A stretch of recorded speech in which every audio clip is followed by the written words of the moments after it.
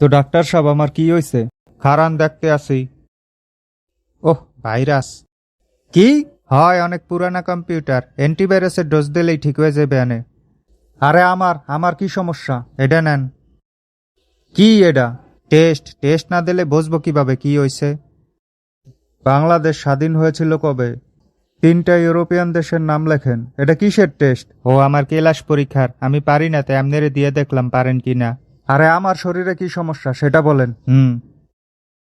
নাকটা একটু বোসা, কান দুইটা একটু বড়, হাতটা একটু বেশ হইলে আর একটু সুন্দর দেখাইতো। আরে আপনি আমার এক্সরে দেখছেন?